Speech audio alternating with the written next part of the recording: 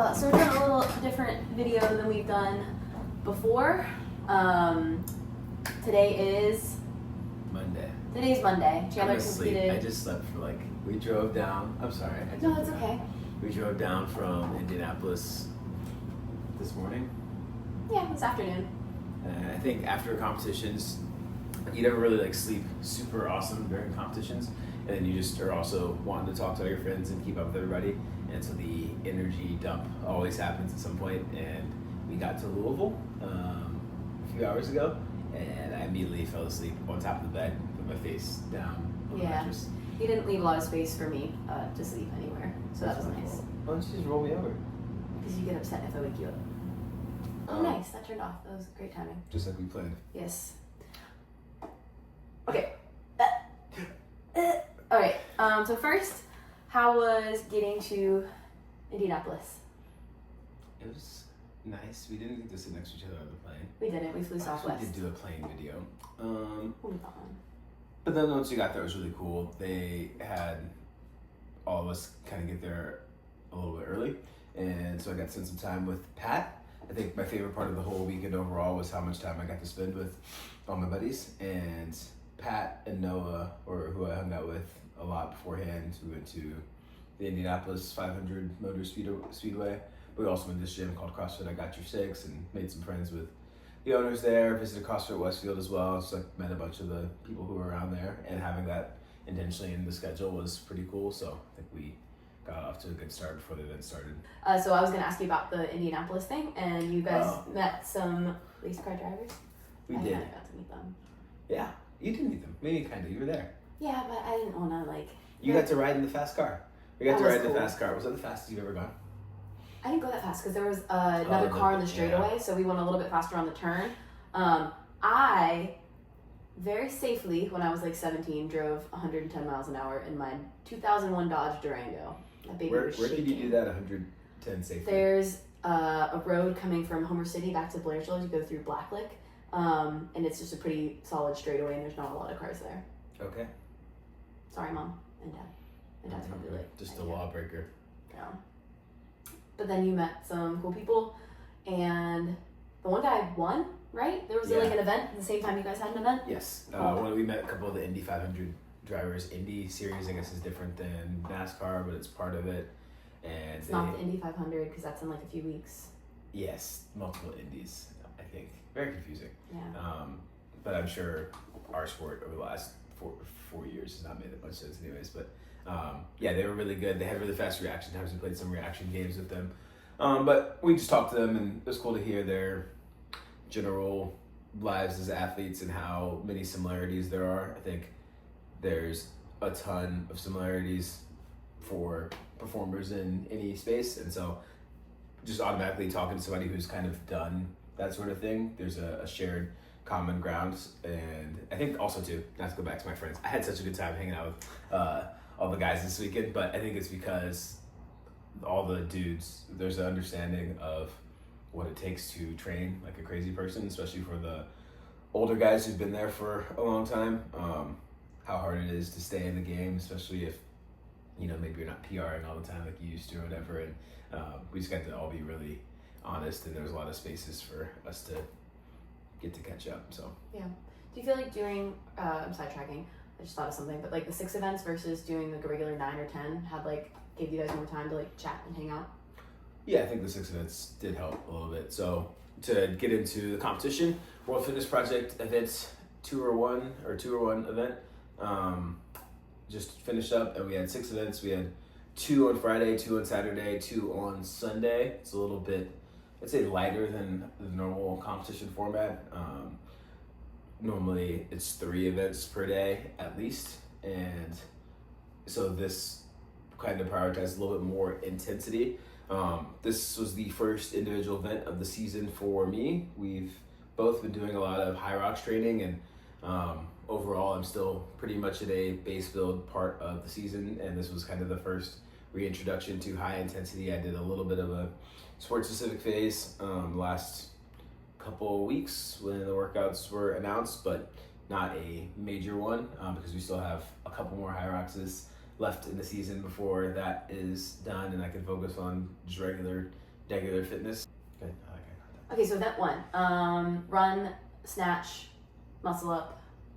Yeah, I like this. I think you should say the events to see if you remember them. And oh boy. Okay, so event 1 was 5 rounds, 600-meter run, 6 ring muscle ups, 6 snatches at 165 pounds. There's a lot of S's for boys, and you did really well in that, as expected. Yes, that was the one that I think that we expected to be the best workout for me for the weekend. Generally, the first event at competitions is a longer event, and generally I do my best the longer the events are. I have a weird toolkit. Every athlete comes into the sport with their own, abilities going in, and I'm pretty strong with conventional lifts. I'm a pretty good Olympic lifter relative to the field, as long as it's not involving a clean. But I'm also very good at the longer events, and I'm one of the better runners in the field as well. So this event combined a few things that were kind of in my favor. The running was in my favor. The time domain of the event being 15-16 minutes was in my favor.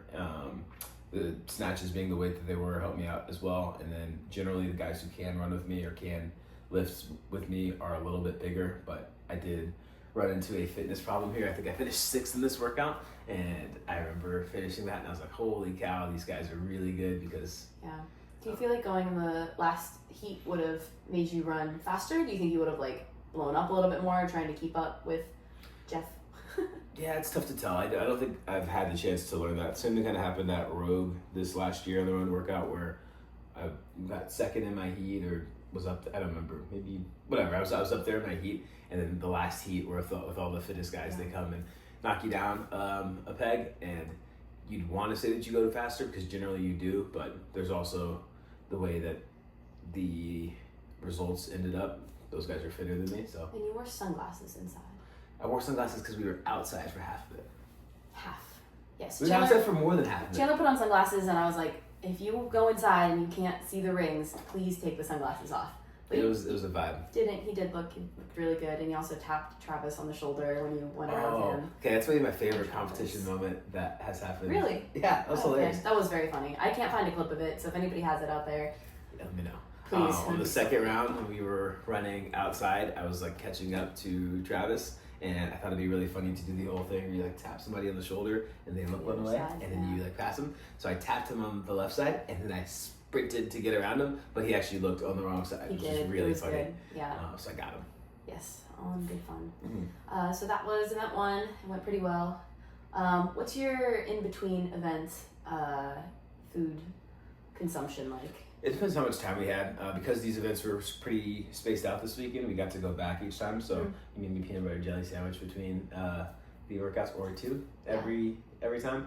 Generally, I don't do that good of a job with fats during the middle of competition day. My anxiety is always really high, and I don't just digest that stuff super well. So I just will hammer carbs to the point where I get super sick of eating like I am right now. Yeah, a few people had reached out and they were like, oh, I'd love to know what you guys eat during competitions, and I honestly hesitate to show it because it's not what we eat normally, and it's not what I always suggest for everybody to eat, especially in your day-to-day. But during a competition, we definitely prioritize carbs over anything at the end of the day. Justin always says you can get your fats and proteins then because they are generally less grams than you would need for carbs, and so a lot of what you're getting during the competition comes from a small bug. I see him. Yeah. I'm sorry. Dang, vicious murder. On a white shirt too. I don't normally. Well, I'll kill gnats, but if it's a bigger bug, I normally won't kill them. Capture and release. Anyway, but normally it's carbs. Lots of candy. Yeah, I try to drink a bunch of carbs too. Just when you have nerves and stuff, and your mouth is always dry because you got the adrenaline going, it's tough to really just sit there and crush a bunch of regular food. So always would make some carbs beforehand and drink some sort of juice as the base with them, so it's a super sweet mixture. And salt too. Event 2 on Friday. That one was the sandbag clean GHD handstand walk one. 8-6-4-2 sandbag clean at 200 pounds for you, 30 GHD sit-ups, and then a 50-foot handstand walk, 25 feet down and back. That one was fast. 50 down and back. Oh, it was 50 down and back. Oh, so it was 100 feet. Yeah. Okay, my bad. No, you're doing great. Yeah, I think that one was one I was not looking forward to. So Noah, Trav, and I had shared times beforehand, and Noah kicked Travis and I's booty. We knew Noah was going to have a good weekend because he had a lot of good workouts. He's also the fittest guy in the group. So I was kind of nervous about that one because it had hurt pretty bad, and like I mentioned before, I haven't been doing a ton of really fast, like Metcon-y type stuff while we've been doing all this base building work. And I knew I was going to taste pennies on that one in a way that my skills would keep me from feeling in the other ones. So I just knew it was going to hurt, and it did. Yeah, but you did okay on it. I finished 15, middle back. So kind of where you thought you were going to be. Ooh, can I share that? I pretty much guessed where I was at for all of these workouts, and I think that's a funny bit. When you've been in the game for long enough, obviously there's going to be some surprises with some people finishing higher or lower, but you kind of know where you're at. I think I would describe myself for a while. I tell people I was like in the band of being the 5th to 12th best guy for 2020 to 2023 when I was competing individually, pretty much solo, depending on the workouts. Sometimes I'd go above, sometimes I'd go below, but once I kind of like rounded into form, that's about where I was at. And going into this weekend, I was like, I think I'm like probably in, I think they said 14th through 18th. No, you said 15th through 18th. 15th through 18th? Yeah. Okay, I did finish 14th. Yeah. But exceeding expectations every day. Exceeding expectations, yeah. For that workout, I was like, I'll probably be in the middle. And can you grab my phone? Because I think I have the... I don't think I need it anymore. We're just going off the rip now, so it's okay. I was just trying to think of, or I wanted to share what I said I would do for the workouts. Like See how close I was. Like your predictions for each of them. I'll look it up. We can go to the next one. Okay, so anyway, going on. Oh, is this it? Okay. Going on, that was Friday night. Nothing super eventful Friday, going into Saturday. You did push yourself into the final heat, which... That was a mistake. The funniest thing is when Chandler gets upset about being in the final heat, because that's usually what you're pushing for. You want to be in like the last heat with the best guys. But the best guys were also... They're some of the bigger guys too. You have Jason and Dallin and James and... They're bigger than me at this point. But day 2 was also like a... I knew day 2 was going to be the worst day. Yeah. My description for 2 of the workouts we had 3 workouts on day 2. One of them was a lift, but my description for event 3 was to finish, because that was my only goal, was to not get time capped. Yeah. And then for 4B, it said don't get last. I had times and numbers for all the rest of the you didn't get deals. Last. Yeah, and I did finish. Yeah. So I did it, but it was... They're just movements I haven't been practicing at all. I had a pretty bad injury. Let's talk about event 3, what it was first. Okay, go for it. Okay. Event 3, Saturday morning. You guys went a little bit earlier on Saturday than you did the day before, because the girls went second. Sometimes they do that at competitions. They'll flip just so it's not the same setup every time, switching the guys and girls when they're going. So day 2, you guys went first, and it was a bar complex. It was 8 pull-ups, 6 chest to bar, and 4 bar muscle ups. And then you went and did some front squats.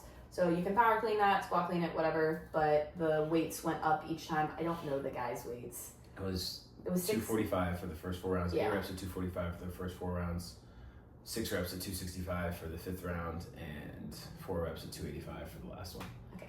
And what's funny is when we tested this one, I had read the workout or the weights wrong, and I did it at the challengers weights, which were 20 pounds lighter for each one of them. And I remember I texted the boys, I was like, dang man, I was staring at that 265 bar forever. And they were like, what do you mean the 265? I said the 225 bar, the last 225 bar and the 265 bar. They were like, there was no 225. And I was like, oh no. And my time was slower than those guys, even with the lighter weights. And I was like, well, I'm gonna be in trouble. What I was saying beforehand is like, I had an injury to my hip this fall before Rogue. So as I've been doing high rocks training, haven't really done much squatting at all. And definitely not many squat cleans, because I would look for a reason not to do those anyways. What's the reason behind the front squat? variation. I can't touch my shoulder. This is also the other thing I told some people this weekend. You know, I can make a crack every time. I didn't know that, gross. I'm going to tell the story. Okay. When Chandler was in high school. Nope. Chandler was in college. Good. He was in a wrestling match, a wrestling game. Sure. And he was thrown, and he landed on his arm, but his arm wasn't like this. It was like. Oh, it was more. If the elbow bends this way, the elbow is up here. Oh. There's a cat named Ian Miller from a school called Kent State. He was a multi-time All-American, and he threw me into the sun, and I tried to stop it. Anyways, I did all sorts of damage. My arm was in a sling for 3 months. I wish I remember the specifics of the injury. Like, it's one of those things, you just get hurt so much when you're wrestling that you kind of forget about it all. Yeah. And also when you're young, things just heal up. But since that point, I've never been able to like fully bend this arm. So that's always been the reason behind my front rack woes. And that's your side with the missing appendage too. So it kind of doesn't, can't really get all, even if you got all 3 fingers around, this one goes, whoop.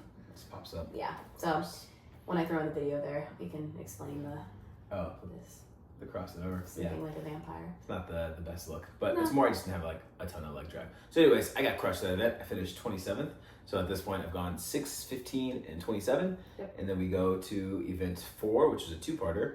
So this one started with a max split jerk from the rack, and Chandler gives me anxiety on any lift event, but this was actually probably the best lift I could have asked for, other than maybe the deadlift one. Like, I don't feel like, I remember you doing the clean and jerk and the snatch before for the max lift, and like the whole time I was just like, oh my gosh, because like it's more, I don't know, there's more time under tension, like more, like I'm watching for longer. This is pretty quick. I'm just like, okay, it's done. Oh, okay, for you. I yes. was like, oh yeah, for me, totally. But it was pretty cool. They had the spotlights on you guys for each of them. There were some massive weights that were thrown up there, including yours. It was 8th. It wasn't massive. A lot of guys went over 400 pounds.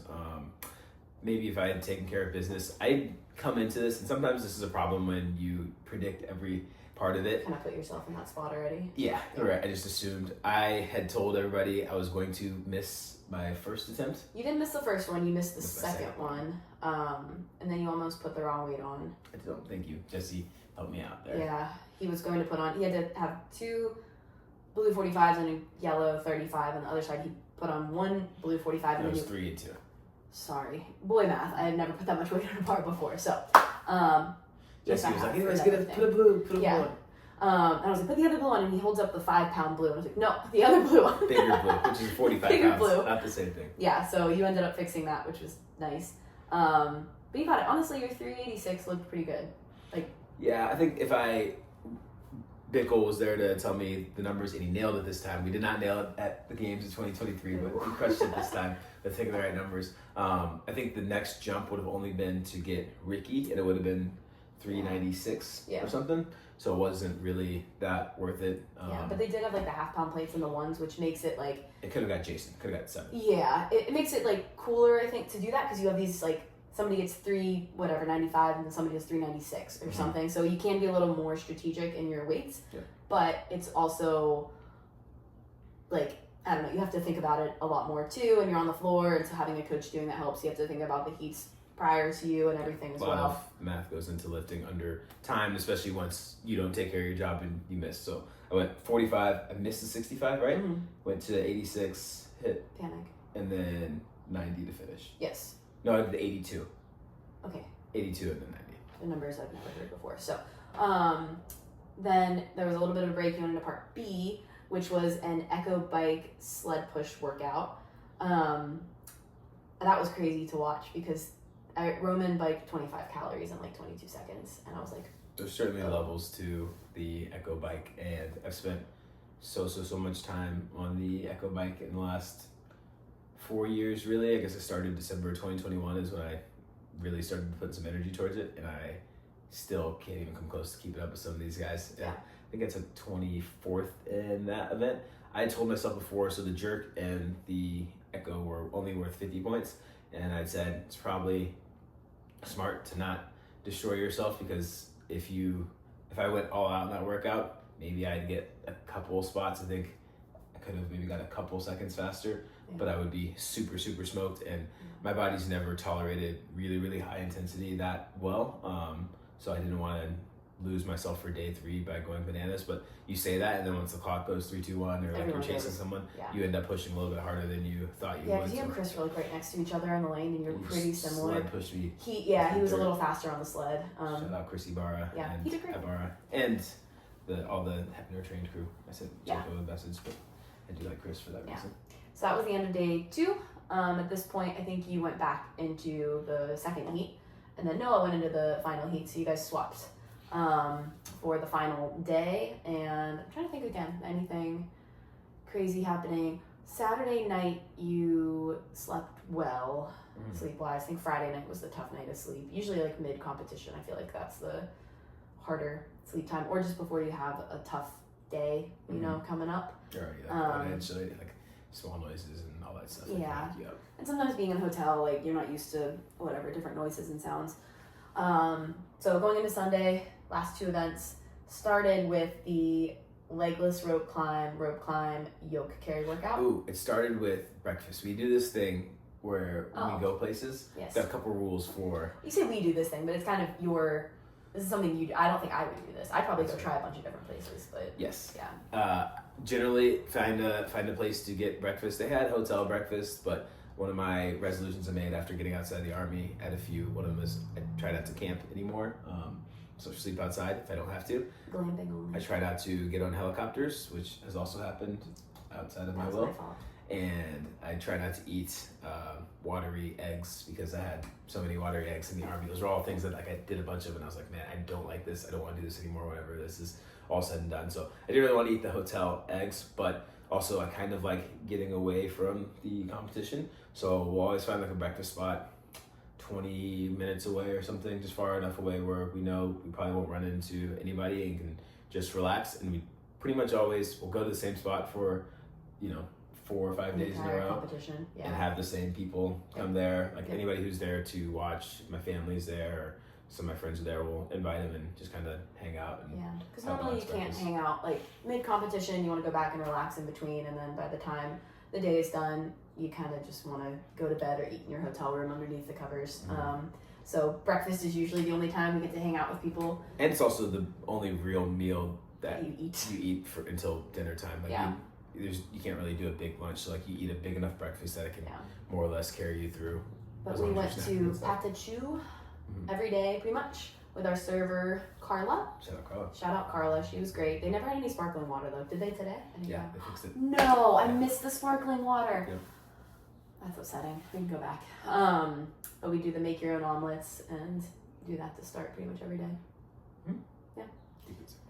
And usually with enough time before the event, so you can have something a little heavier and then also digest it before you start working out, a couple hours before, and then into event 5. And 5 was yokes and ropes. Yokes and ropes. That's funny. That's an event that I thought would go well for me, but also I knew it would go well for the field.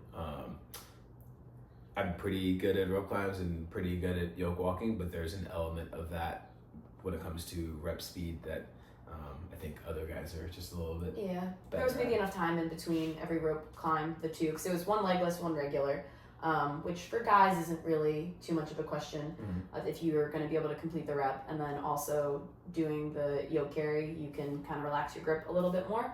So by the time you get back, you're pretty fresh. So everybody would just drop the yoke and sprint into their first rope climb. So it really was, if you can jump a little bit higher on the rope and then also run a little bit faster with the yoke. Quite literally run. There were some people running. Yella ran with that. It was very cool to, again, watch. I feel like every year I'm like, oh, I didn't know that was a thing we were doing now. Run with yokes. There was somebody, maybe you'll remember, on the sandbag workout that was not even like lapping the 200. They were just like going straight up. I was fighting my own demons. I know. I can't remember who it was, but I was like, oh my gosh. That's impressive stuff. Yeah. So where did you finish on that one? You remember? I want to say 18th. Yeah, I think that makes sense. It was like, I think it was like 17th or 18th. I remember texting you, I think. And then we went into final event, which was, I think, and you said too, probably one of the best workouts for a final event. I texted Will before the competition. I was like, I think event 6 is maybe it's definitely the best written workout at the event, but one of the better written workouts I've ever seen to finish a competition. Yeah. Because it was going to punish people so hard for taking a risk the way it was structured. You want to go through the event? Yeah. Sorry. No, that's okay. So it was just for time, 30 cal row? Nope. Yours was more, 40?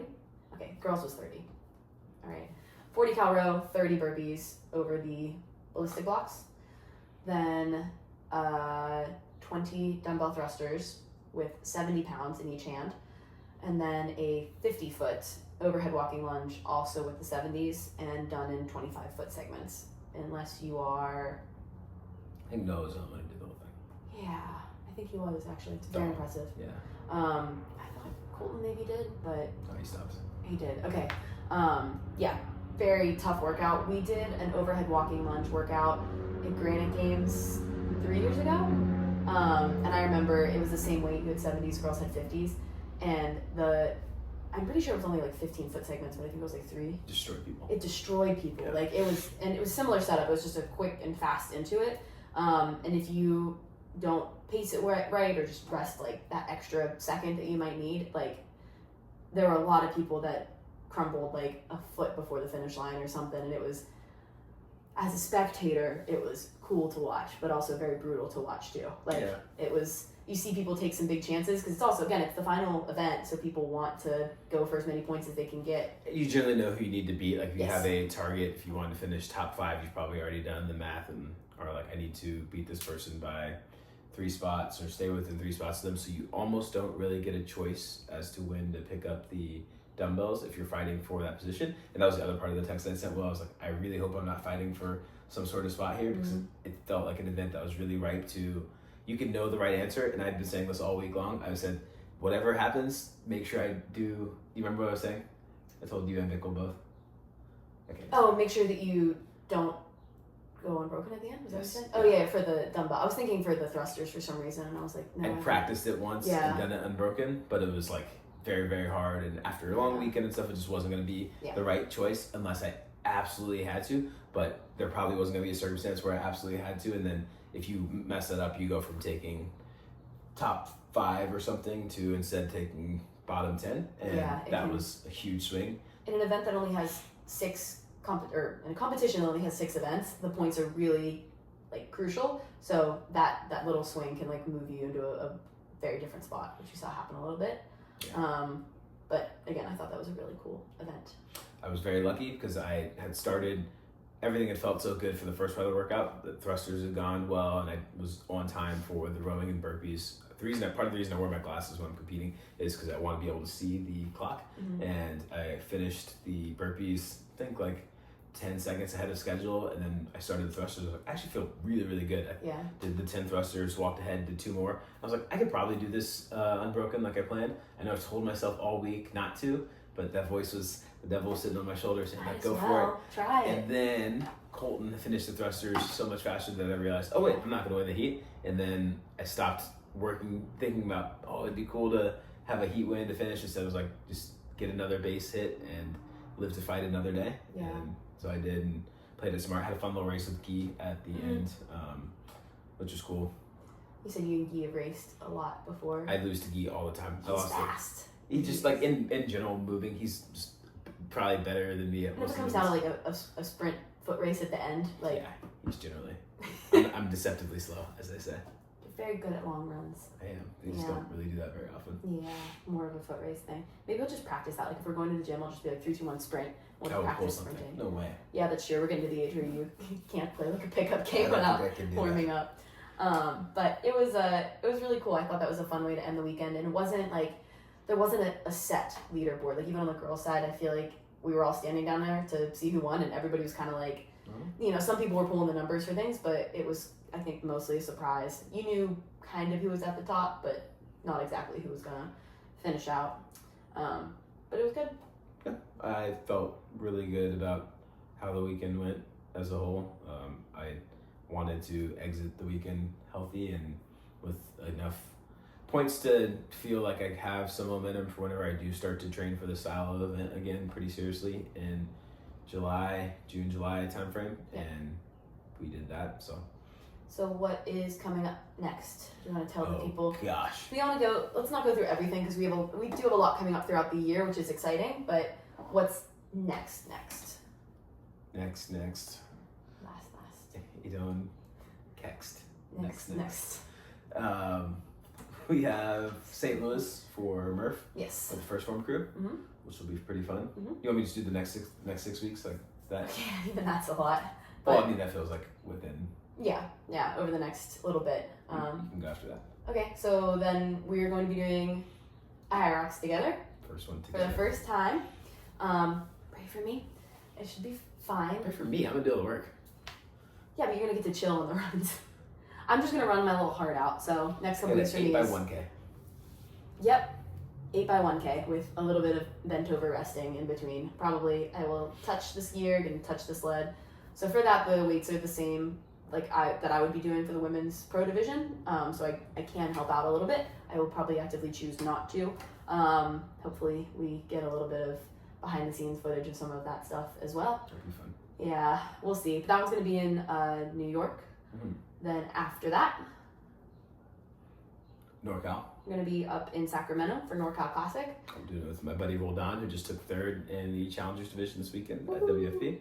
And I'm gonna be with Lauren Stallwood again, my go-to partner, I think, other than you. She's very fit and very reliable for things like that. And then weekend after that, High Rocks Worlds. in Chicago. It's my first time in Chicago. Yeah. I'm gonna touch the bean. Do it. I think that's it for a little bit. And we got some more training and more things after that.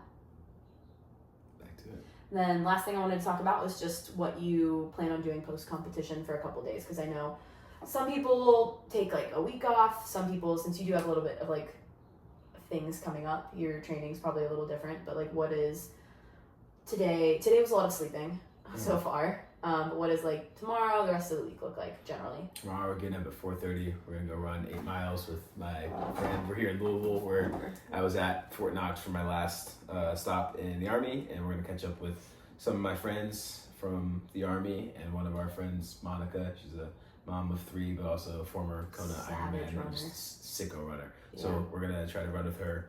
I'll probably do some jujitsu and text Chewy and do some jiu-jitsu in the middle of the day and catch up with our friends. But yeah, not a lot of in-gym style fitness probably for the next couple of days, just stuff that's fun. I need to be working on my running for the next 6 weeks. That's kind of the main focus. And jiu-jitsu is a fun way to get a sweat on but not feel miserable. To beat up. Yeah. I will be hopefully in the gym a little bit because I, over the comp weekends, don't get to work out too much. I am spectating and we were sleeping and at a hotel gym. So I ran a little bit. They had a Stairmaster, which was money. So I got to do that a few times. But hopefully get back into the gym and do a little bit of more fitness and a lot of running because, like we said, 8 by 1K. Yeah. What else do we got? Oh, normally we also eat a bunch, or you eat like unhealthy stuff afterwards. But as I've gotten better at eating during competitions, I actually like to eat a lot less. So it's kind of dinner time right now, but I'm really not that hungry because we had 7 already. Oof. We had a big lunch and then I took my nap. But I know you'll probably sound want like food. a toddler. Hey, I had a big lunch and then I took my nap.